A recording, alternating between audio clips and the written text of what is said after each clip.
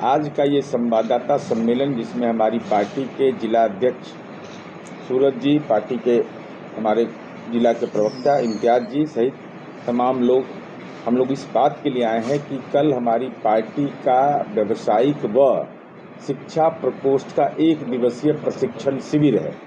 तो उसी निमित्त आए थे, तो मैंने सोचा कि आपसे संवाद कर लें। संवाद का महत्वपूर्ण विकरण छोड़ो, ये 3 नारा भारतीय जनता पार्टी ने इंडिया गठबंधन बनने के बाद ये नए नारे दिए। चूंकि नारा लगाना इनके राजनीति का डीएनए है, काम इनका डीएनए नहीं है। इन 9 वर्ष बेमिसाल का भूल गए, अभी नए नारे आए हैं, तो उन नए नारे की कसौटियों पर ही हम उनको कसेंगे। और हम यह जानना चाहेंगे, भारतीय जनता पार्टी के तो यहाँ कटिहार में वरीय नेता लोग हैं, इसलिए भारतीय जनता पार्टी को सीमांचल से प्रेम भी ज़्यादा रहता है।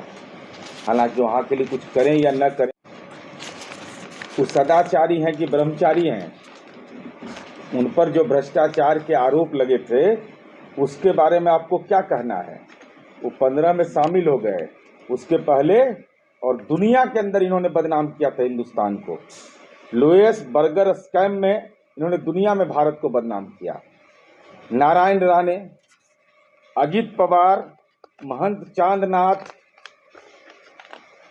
निशित प्रमाणिक, शुभेंदु अधिकारी, बेल्लारी के रेड्डी बंधु, शिवराज सिंह चौहान, मुकुल राय, रमेश पोखरियाल निशंक, जो मानव संसाधन मंत्री, शिक्षा मंत्री हैं। तो हम यह जानना चाहते हैं कि ये लोग पर ब्रह्मचारी हैं कि सदाचारी हैं। सीबीआई, ईडी जैसी संस्थाएं इनके घर पर रामायण पढ़ने के लिए गया था या भगवत गीता पढ़ने के लिए गया था? तो बताएगा ना भाजपा भाई। अगर आरोप लगा तो आखिर सीबीआई, आईटी, ईडी को क्यों जाना पड़ा था वहां? तो वहां महाभारत का कौन काल खंड पढ़ा गया, रामायण का सुंदर कांड पढ़ा गया था? ये भारतीय जनता पार्टी को बताना चाहिए, क्योंकि भ्रष्टाचार तो राजनीति का इनका डीएनए है। और ये कहते हैं कि भ्रष्टाचार छोड़ो, ये सदाचारी है कि ब्रह्मचारी है सब? ये तो राजनीति का भ्रष्टाचारी लोग हैं। अब दूसरा, परिवार बात छोड़ो, तो हम अमित शाह से जानना चाहते हैं कि अमित शाह जी, आपका बेटा बीसीसीआई का सेक्रेटरी है उसका। मिला था कि टेस्ट क्रिकेट में भाग लिया, कहाँ भाग लिया, कि 12वां प्लेयर में था कि 13वां प्लेयर में था?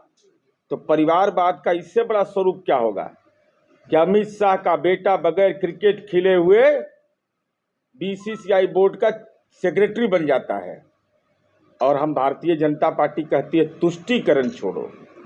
हम भारतीय जनता पार्टी के सांसदों को चुनौती दे रहे हैं, विधायकों को, 1 पैसा बताइए आप मुख्यमंत्री क्षेत्रीय विकास योजना से भारतीय जनता पार्टी के किस विधायक और विधान पार्षद ने किसी मंदिर की घेराबंदी के लिए 1 रुपया दिया हो, किसी मोक्ष धाम के निर्माण के लिए दिया हो? तो ईश्वर जहां वास करते हैं वहां भी हम ही बनाते हैं। माननीय नीतीश कुमार जी ने कटिहार जिले में जो धार्मिक न्यास बोर्ड से निबंधित मंदिर है, 13 ऐसे मंदिर हैं जिसके मंदिर की घेराबंदी हमने किया है, क्योंकि उसकी बुनियादी शर्त है कि जब तक आप रजिस्टर्ड नहीं कराइएगा धार्मिक न्यास बोर्ड से, तो जैसे सरकार कब्रिस्तान की घेराबंदी करती है वैसे मंदिर की घेराबंदी करती है। हम भाजपा से यह जानना चाहते हैं कि भाई, विकास तो आप दावा है कि नेशनल हाईवे हम बना रहे हैं, तो रोड पर जो मंदिर तोड़े गए, भारतीय जनता पार्टी की क्या भूमिका है? आजाद हिंदुस्तान में औरंगजेब के बाद अगर सबसे ज्यादा किसी ने मंदिर तोड़ा तो वह नरेंद्र मोदी हैं, तुड़वाया। उसका उदाहरण है वाराणसी का कॉरिडोर बने, किसी को मतभेद नहीं हो सकता है। भगवान राम का मंदिर बने, किसी को मतभेद नहीं है। लेकिन आपने जिस ढंग से विनाश लीला मंदिर का लिखा, तो नीतीश कुमार जी तो वह राजनेता है जो, आप मनिहारी का रोड आप देख लीजिए जो बना है, जो भी मंदिर वहां हुआ, डिस्ट्रिक्ट एडमिनिस्ट्रेशन को निर्देश दिया गया कि मंदिर को स्थापित करिए और वहां सक्षम जगह दे करके उस मंदिर का निर्माण करिए। तो भाजपा के लोग कहाँ कहाँ शिला पूजन किए, जरा बतावें। जो नेशनल हाईवे के किनारे मंदिर जो टूटा विकास के नाम पर, तो वहां कहाँ कहाँ शिला पूजन किए, कहाँ श्रमदान किए, एक पैसे का योगदान है कि नहीं, एक अधेली आपने दिया कि नहीं, ये भारतीय जनता पार्टी को बताना चाहिए। कि फर्जी हिंदू का पार्टी है ये सब। जैसे इसका जो प्रदेश अध्यक्ष है वो फर्जी डिग्री है, फर्जी नाम है, ये आप जान जाइए। फर्जी डिग्री, फर्जी नाम और फर्जी उम्र, तो पूरा फर्जीवाड़ा है यह। अब आप लोग भी जानते होंगे, ये पगड़ी को बांध लिए हैं, तब पगड़ी में क्या होगा, 24 घंटा बांधे हैं, संकल्प एगो लिए हुए हैं, तो उस संकल्प के आलोक में स्नान करिएगा नहीं, क्योंकि आपको तो 24 घंटा बांधना है। हम तभी ये उतारेंगे जब मेरा यह होगा। तो संकल्प जो आप लिए हुए हैं, तो उस संकल्प के आलोक में पगड़ी खुल नहीं रहा है, तो स्नान कर नहीं रहे हैं, शौचालय भी जा रहे हैं पगड़ी पहन के, तो स्वच्छ भारत नरेंद्र मोदी का पलीता लगा रहे हैं। और भारतीय जनता पार्टी हमारा राजनीतिक विरोधी है अभी, तब पर भी हम सलाह उनके कार्यकर्ताओं को देते हैं कि जरा सचेत रहना, दूर रहना, क्योंकि कोविड के बाद इम्यून सिस्टम कमजोर हो गया है।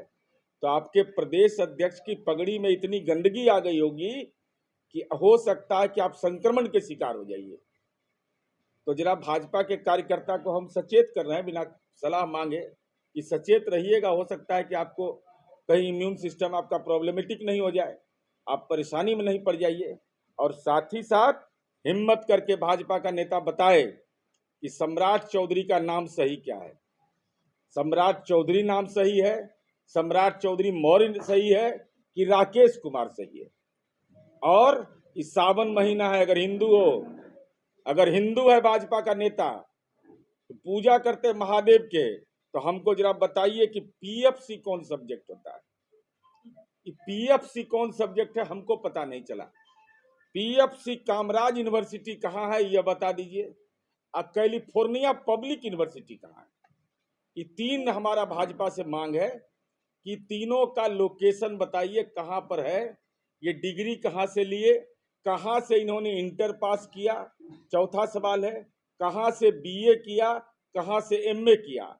कहा यह जाता है कि आदरणीय Narendra Modi entire political science से पास किए हैं, कि ब्रह्मांड में सब्जेक्ट हमको नहीं मिला। तो क्या उसी राजनीति के शैक्षणिक वंश परंपरा के माननीय सम्राट चौधरी हैं, जिनका नाम फर्जी, डिग्री फर्जी, उम्र फर्जी, विश्वविद्यालय का नाम फर्जी, तब फर्जी पगड़ी भी होगा और फर्जी बयान भी होगा।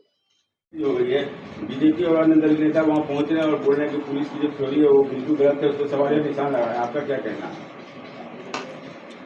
कटिहार के बारसोई का जो कांड हुआ है वो दुखद, पीड़ाजनक और मर्मांतक है।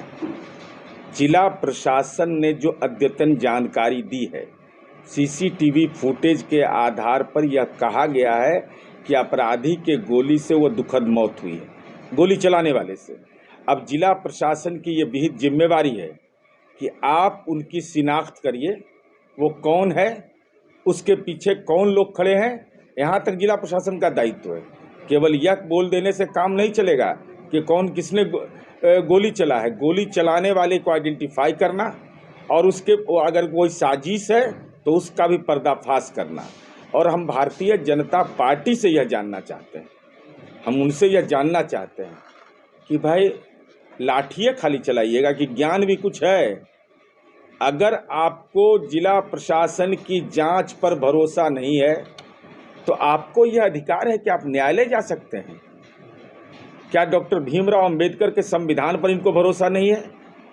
मीडिया में जो बयान देते हैं, तो अगर पीड़ित के पक्ष में है, वो पीड़ित से संवेदना उनकी है, जिला प्रशासन के बयान पर उनको भरोसा नहीं है, तो न्यायालय जाने का हर व्यक्ति को अधिकार प्राप्त है।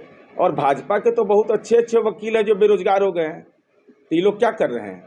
मदद करनी चाहिए, मदद करनी चाहिए भाजपा को। इसका मतलब भाजपा वारसोई गोलीकांड के पीड़ितों के साथ न्याय नहीं, बल्कि उस पर राजनीति का मुद्दा तय करना चाहती है। पीड़ित परिवार की संवेदना के साथ हम हैं। पीड़ित परिवार के लिए जो हम कर सकते हैं वह भी हम करेंगे, यह भी हम करेंगे। लेकिन भारतीय जनता पार्टी पीड़ितों के पक्ष में अगर है तो कानूनी प्रक्रिया में न्यायालय जाने से परहेज क्यों कर रही है? सर, बिहार में लगातार हिंसा की घटनाएं घट रही है। कभी नालंदा की बात करें, दरभंगा की बात करें, फिर कटिहार की बात करें, इसको किस तरह से देखा जाए? अब अच्छा विषय आपने छेड़ दिया, वो बोलना नहीं चाह रहे थे लेकिन आपने इस विषय को छेड़ दिया। बिहार की छवि को खराब करने की कोशिश की जा रही है और ये आंकड़े हैं, हमारा आंकड़ा नहीं है। दुनिया के अंदर में ये आप जान जाइए, इंटरनेट सेवा, जब कोई उन्माद की बात होगी, सामाजिक सद्भाव बिगड़ेगा, तभी न बाधित किया जाता है। यह जानना बहुत ही आवश्यक है कि दुनिया के अंदर में, यह तो दावा कर रहे थे कि कश्मीर में 370 खत्म किया, अब सारी समस्या का निदान निकल गया और आंकड़े इस बात के गवाह हैं कि कश्मीर में 422 बार इंटरनेट बैन किया गया, उत्तर प्रदेश में 32 बार बैन किया गया, बिहार में 16 बार, मणिपुर में 27 बार। आंकड़े इस बात के गवाह हैं। और देश के अंदर में आदरणीय नरेंद्र मोदी जी के द्वारा जो दिए गए सामाजिक उन्माद, गाय गोबर, लव जिहाद, हिंदू मुसलमान, ये जो उन्माद भरे नारे जो भारतीय जनता पार्टी के नेताओं के रहते हैं, दुनिया के अंदर भारत को शर्मसार कर दिया कि दुनिया में सबसे ज़्यादा अगर इंटरनेट कहीं बाधित रहा है तो वह भारत के अंदर बाधित रहा है। मई 2023 तक 80 बार पूरी दुनिया में हुआ, अकेले भारत में 51 बार। अब समझ लीजिए 2018 में 196 बार और अकेले भारत में 134 बार।